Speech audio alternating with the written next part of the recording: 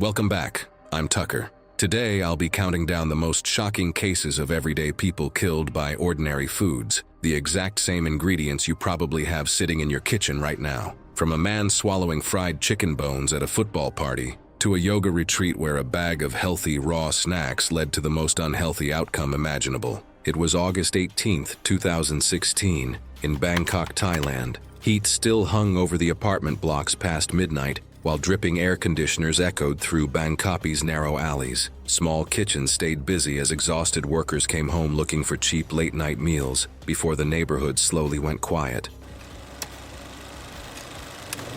That night, Niran Sopa, 22, barely had time to sleep. He attended community college during the day and worked overnight at a convenience store. The pay covered rent and part of his tuition, but not much else. Co-workers described him as polite, exhausted, and always moving between school and work without stopping. He sounded like a lot of students in Bangkok trying to survive 1 week at a time. Like many people living in smaller apartments, Niran relied heavily on leftovers to save money. His refrigerators were cramped, meals repetitive, and reheated rice was common. And if you've ever reheated old rice in a weak microwave, you already know how dense and sticky it can get. And that detail will matter in this case. When cooked rice sits overnight in a refrigerator, it can harden into compact clumps if reheated unevenly. Mixed with fatty grilled pork, the texture becomes heavy and sticky, especially when eaten quickly while tired. That night, 2 employees called out sick during Niran's shift, which meant an additional load for him. At around 11:40 p.m.,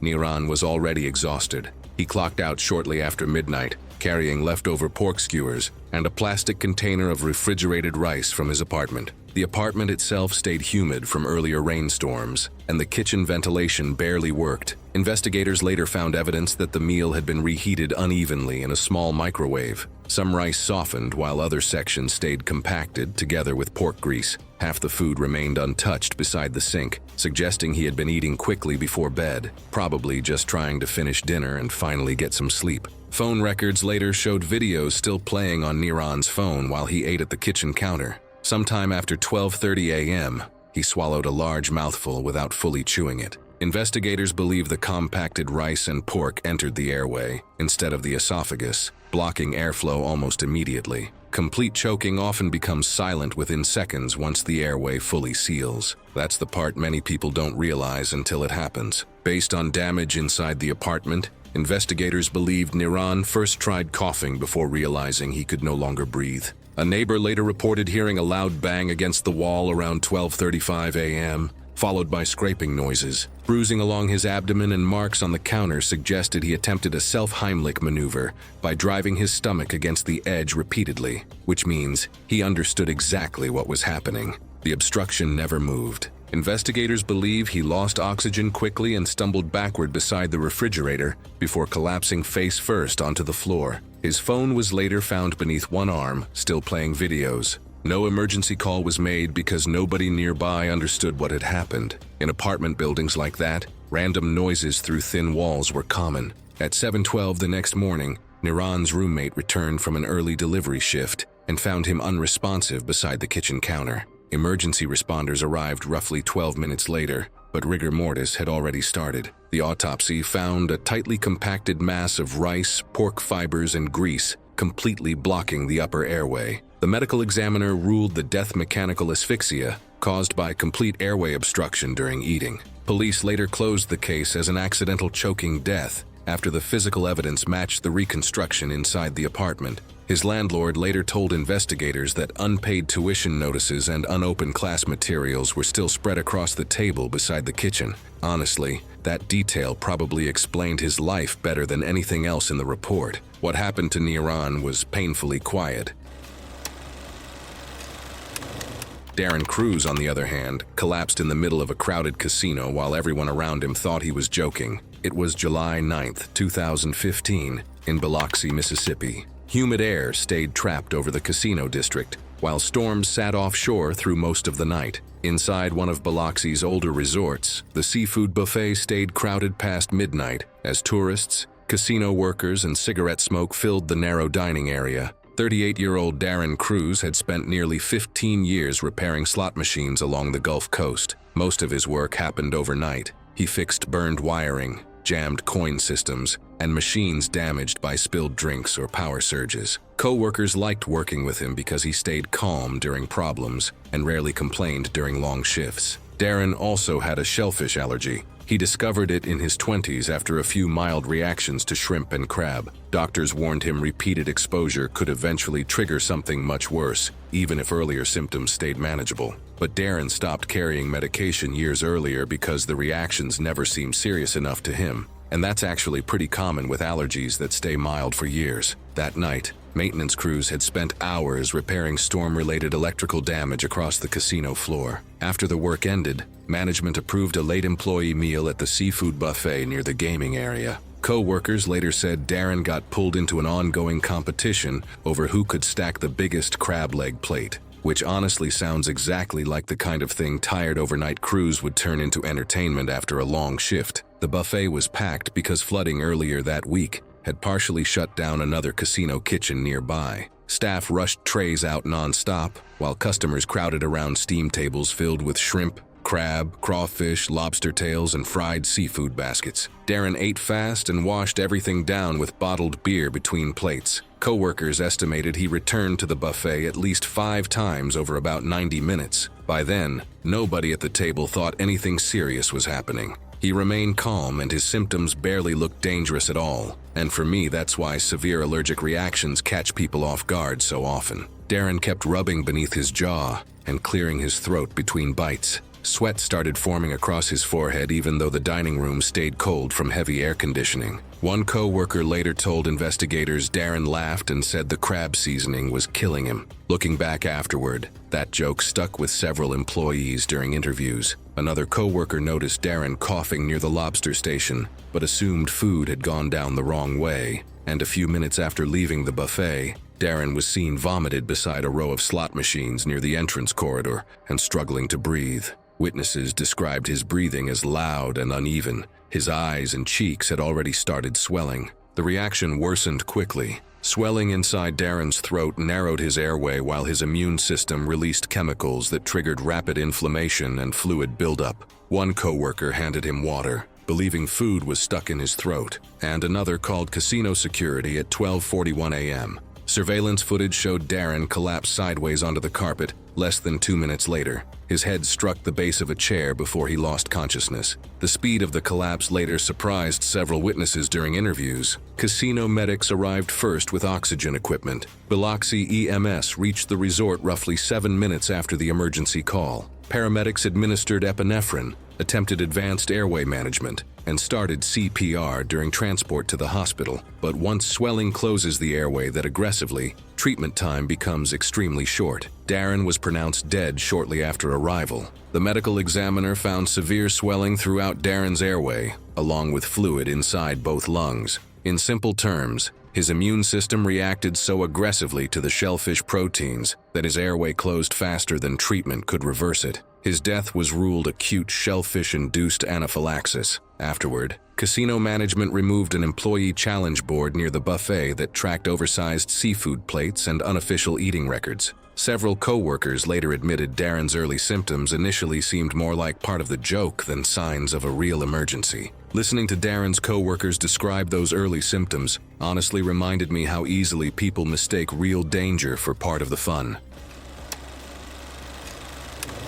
Tyler Mendez found himself in that exact kind of room. It was November 22nd, 2014, in Baton Rouge, Louisiana. Warm air drifted through open apartment windows while football fans crowded around a television with beer bottles stacked across the counters. Fried food smoke hung over the kitchen as guests passed trays through the packed living room during the game. The owner of the apartment was Tyler Mendez, 32. He had just finished a long overnight delivery shift earlier that morning. He transported medical supplies between clinics across southern Louisiana and spent most nights alone on highways drinking gas station coffee to stay awake. Friends described him as funny, reckless, and always willing to do something stupid once people started recording with their phones. Over the years, Tyler built a reputation for food dares that kept escalating because nothing bad ever happened before. He swallowed spoonfuls of hot sauce, chewed ghost peppers for cash, and once drank expired barbecue sauce after somebody offered him $50. Most people laughed it off at the time,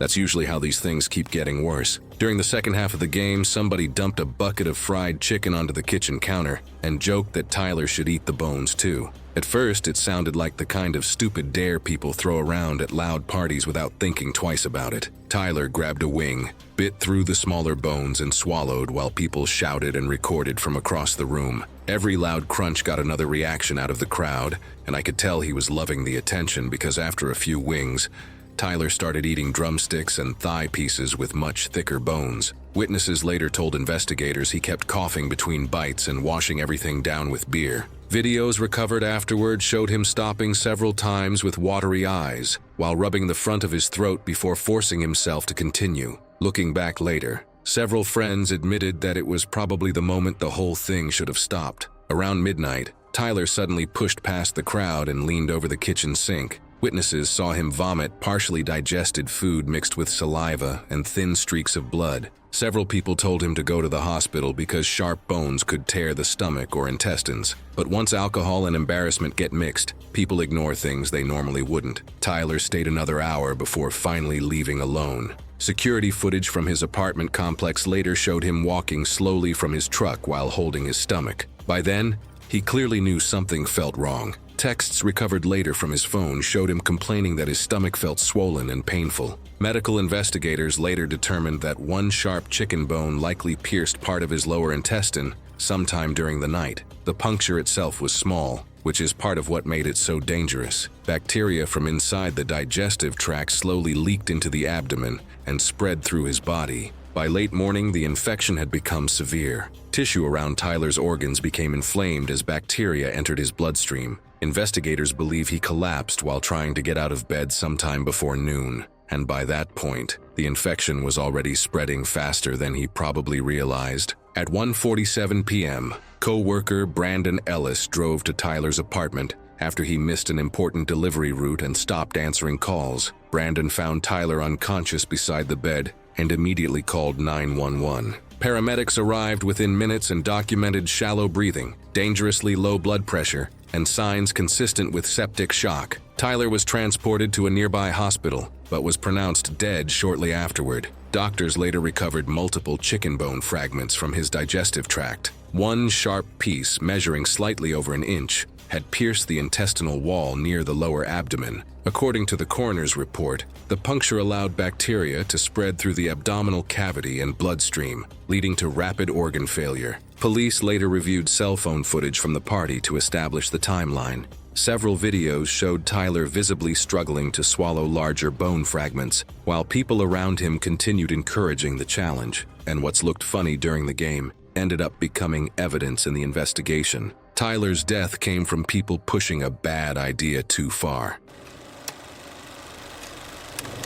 But Paulo Rivera's story is scarier to me because nobody there thought they were doing anything dangerous at all. It was May 3, 2017, in Naga City. Heavy rain earlier that week had flooded drainage canals, leaving thick weeds and broadleaf plants growing beside muddy irrigation ditches. By evening, the air felt humid and still while roadside food stalls slowly closed before another storm moved across the city. For Paulo Rivera, cheap meals had become part of surviving life in Naga. The 26-year-old worked overnight customer support near Magsaysay Avenue and shared a cramped rental house with 3 other workers from different provinces. Most nights they cooked together to save money between shifts. Lying was one of the meals they made often because the ingredients were usually affordable. But several wild plants in the Philippines closely resemble gabi leaves, especially near flooded canals after heavy rain. Some contain calcium oxalate crystals that can severely irritate the mouth and throat if eaten. That afternoon,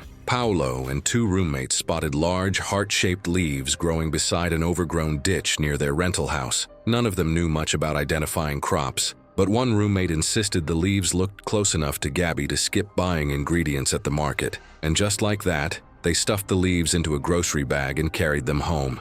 Around 6 p.m., they started cooking, while another roommate slept before work. Coconut milk simmered inside an old aluminum pot, while shrimp paste and chili peppers filled the kitchen with a salty smell. One roommate noticed the leaves stayed unusually firm during cooking and smelled sharper than normal laying, but nobody wanted to waste the ingredients after already spending money on the meal. The first bites immediately tasted wrong. Not spoiled exactly, just rough enough that everyone noticed it. The leaves felt bitter and scratchy, almost like tiny splinters scraping against the tongue. One roommate stopped eating after a few spoonfuls and kept rinsing his mouth at the sink. That was probably the first real sign something was seriously wrong. Paolo kept eating because he thought the burning sensation came from the chili peppers, which honestly makes sense if you've ever eaten really spicy laying. Within minutes, he started coughing hard, while thick saliva dripped onto the kitchen floor. His voice became strained as the inside of his throat started swelling. Witnesses later told investigators he kept swallowing repeatedly while gripping the table for support.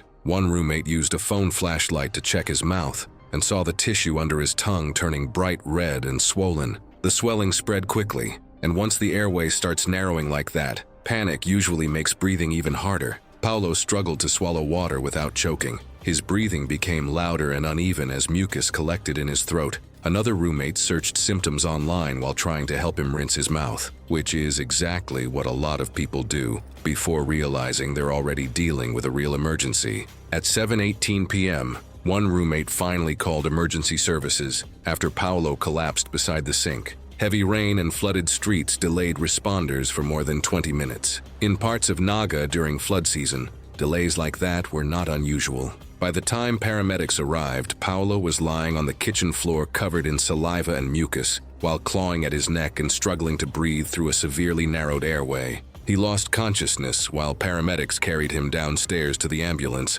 Doctors later found extensive swelling throughout his mouth, throat, and upper airway. The medical examiner concluded Paolo died from acute airway obstruction caused by calcium oxalate crystals from a toxic wild aroid plant mistakenly cooked as gabi leaves. Under a microscope, the crystals resembled tiny needles embedded throughout the damaged tissue. Investigators later placed the toxic plant beside real gabi leaves during interviews. Paolo's roommates said they could barely tell the difference, and honestly, that was probably the most disturbing part of the entire case. Paolo's case shows how quickly food can turn into an emergency. Eric Navarro's story started differently, but by the end of that night, people around him were also struggling to understand what they were actually watching. It was March 11, 2018, in downtown Portland. Cold rain had been falling most of the day, pushing crowds indoors by dinner time. Inside a packed sushi bar, wet shoes tracked water across narrow aisles while customers squeezed shoulder-to-shoulder filming, eating challenges from tightly packed tables. At the time, 30-year-old Eric Fox worked the front desk at a small gym in southeast Portland. On weekends, he filmed food and workout challenges with friends, and what started as harmless dares slowly turned into bigger stunts once the videos started getting attention online. Eric also relied heavily on caffeine. Pre-workout powders, fat burners, and energy drinks had become part of his daily routine around the gym, so that time nobody there probably thought much about it anymore. Earlier that afternoon, Eric had already finished a workout and drank a large energy drink with about 300 milligrams of caffeine. He also had hypertrophic cardiomyopathy, a condition that thickens the heart muscle and can disrupt the heart's rhythm during stress, dehydration, or stimulant use. Friends later said he rarely talked about it, which honestly isn't unusual for younger adults living with manageable heart conditions. That night's challenge was simple: finish a massive sushi platter in under 40 minutes. Restaurant staff later said Eric started faster than almost anyone they'd seen. Right away, it looked more like a competition than dinner. Surveillance footage showed him barely slowing between bites, while friends filmed from across the table. Instead of water, he drank 2 more energy drinks during the challenge. That choice probably mattered more than the food itself. About 20 minutes in, customers noticed sweat soaking through his gray gym shirt, even though the restaurant felt cool. Witnesses later said Eric laughed about his heart pounding while continuing to eat. He also drowned most of the sushi in soy sauce, adding even more sodium on top of the caffeine and dehydration. Near the end of the platter, footage showed him slowing down and staring at the table longer between bites. One employee later noticed his hands shaking while grabbing another drink. Most people assumed he was just getting full. Nobody realized his heart was already struggling. Then Eric suddenly stopped chewing. He suddenly slammed both hands onto the table hard enough to rattle the plates. Witnesses said his expression changed almost instantly. When Eric stood up, he managed only one step before collapsing sideways into a nearby table, striking his face on the wooden edge before hitting the floor. Some customers initially thought he was choking because partially chewed rice and sushi fell from his mouth during the collapse. Honestly, it probably looked exactly like a choking emergency at first. A server called 911 at 8:41 p.m., while two off-duty nurses moved him onto his back. Witnesses described his breathing as uneven gasps with long pauses between them. Minutes later, his arms and legs began jerking violently. Paramedics arrived about 7 minutes later and confirmed there was no airway blockage. CPR continued on the restaurant floor for over 30 minutes, but Eric never regained consciousness. The autopsy later found severe thickening in the wall of his heart, consistent with hypertrophic cardiomyopathy. Investigators concluded heavy stimulant intake, dehydration, excess sodium, and physical stress triggered a fatal heart rhythm disturbance. The gym where Eric worked later partnered with a local heart foundation to encourage cardiac screenings for younger adults involved in intense fitness training and heavy stimulant use. Because conditions like Eric's often stay hidden until something suddenly pushes the body too far, Eric pushed his body harder than it could handle. Mara Ellis was trying to do the complete opposite, which honestly makes her story feel even more unsettling.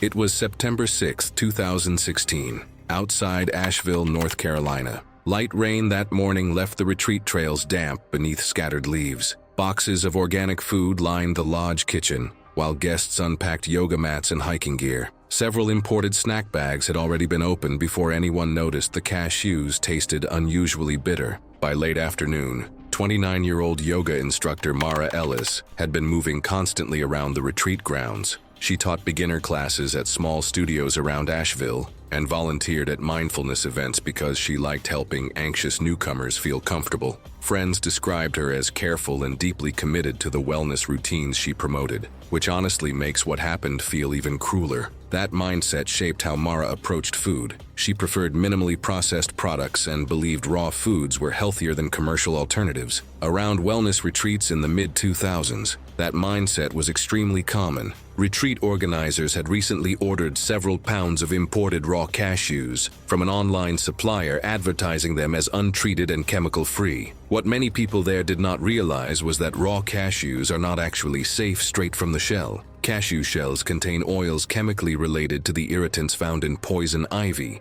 which is why commercial cashews are normally steamed or roasted before sale. The retreat stayed busy that day, while guests rotated between yoga sessions, hikes, and outdoor meals. Mara handled most of the kitchen setup after another organizer canceled that morning. Throughout the afternoon, she repeatedly handled and ate the cashews while preparing food. Several guests later told investigators the nuts tasted unusually bitter and caused burning around the lips. One attendee rinsed her mouth after feeling tingling on her tongue, while another developed irritation across both hands. By early evening, Mara's symptoms had become much worse. Guests noticed swelling around her lips and heard her repeatedly clearing her throat as her breathing became louder and more strained. At 7:42 p.m., retreat attendee Lauren Pike called 911 after Mara collapsed beside a hallway bench while gripping her throat. Guests searched kitchen cabinets for antihistamines, while others tried keeping her upright because she could no longer breathe comfortably lying flat. Honestly, it sounded more chaotic than organized once people realized how serious it had become. Paramedics from a nearby Buncombe County station arrived about 14 minutes later. Body camera footage later showed Mara barely responsive, with foam and vomit around her mouth as she struggled to breathe. Responders administered oxygen and epinephrine immediately, but the swelling inside her airway had already become severe. While paramedics moved her toward the stretcher, Mara stopped breathing completely. CPR continued during transport to Mission Hospital, but she was pronounced dead shortly after arrival. The medical examiner later documented extensive swelling throughout her throat and upper airway, along with chemical irritation inside her mouth and esophagus. Investigators concluded Mara died from a toxic reaction caused by improperly processed raw cashews contaminated with shell oil compounds. Several retreat guests developed milder reactions that same day, but investigators later learned Mara also had a previously undiagnosed tree nut sensitivity and had handled and eaten far more of the cashews than anyone else there. What happened to Mara came from food advertised as healthier and more natural, and that same idea quietly shaped Leah Ramos's daily routine for months before anybody realized something was seriously wrong. It was January 27, 2018, in Austin, Texas. Cold rain had covered the city since before sunrise, leaving parking lots slick and gray by morning arrival. Inside a crowded middle school, students dragged wet backpacks through noisy hallways, while exhausted teachers pushed through another semester already stretching staff thin. Leah Ramos, 33 years old, had taught 7th grade science for nearly a decade. She lived alone near South Lamar and had grown frustrated with how drained she felt after work every day. After months of staff shortages and longer hours, she gained weight, stopped exercising, and started following health accounts online that promoted clean eating as an easy reset. And that's probably how a lot of people fall into these routines. That was how the smoothies started. Leah bought a high-powered blender and began drinking 2 large smoothies every day made with raw spinach, almond butter, chia seeds, beet powder, and vitamin C powder. On paper, nothing about the ingredients looked dangerous, but raw spinach contains high levels of oxalates, compounds that can form crystal deposits inside the kidneys when consumed heavily over time. Vitamin C can increase oxalate production during digestion, making the buildup worse. At first, the routine looked healthy. Leah lost weight, stopped drinking soda, and carried green smoothies to school every morning in mason jars, which is why nobody around her had any reason to question it. But her co-workers later said she seemed proud of finally sticking to a routine that felt productive. After months of burnout, that probably felt like progress. By early January, though, symptoms started appearing. Leah complained about lower back pain during lunch breaks and started drinking more water because her urine looked unusually dark. Over the next few weeks, her ankles began swelling and her legs cramped badly during class. Students noticed she looked pale and tired. A teacher across the hall later told investigators that Leah blamed everything on stress and dehydration. Kidney failure symptoms often build slowly, especially in otherwise healthy adults, which makes the warning signs easy to dismiss. Honestly, most people would probably assume stress first, too. On the morning of January 27th, Leah arrived carrying another smoothie inside a stainless steel bottle. Surveillance footage later showed her moving more slowly than usual through the faculty hallway, while briefly steadying herself against the wall near the restroom. Around 8:10 a.m., Leah told another teacher she had barely urinated since the previous afternoon and felt dizzy standing up too fast. Minutes later, staff heard a loud crash from the faculty bathroom. Another teacher found Leah collapsed beside the sink cabinet with blood near her mouth after striking the tile floor. Her breathing sounded shallow and uneven as staff called 911 and the school nurse started CPR. Paramedics arrived about 9 minutes later and documented severe swelling in her legs along with an irregular heartbeat. At the hospital, doctors discovered catastrophic kidney failure caused by widespread oxalate crystal buildup throughout both kidneys. Investigators later learned Leah had been consuming large spinach-based smoothies multiple times a day for months, along with vitamin C supplements, which doctors believed significantly worsened the buildup over time. Despite emergency dialysis and intensive treatment, Leah died 2 days later from complications related to renal failure.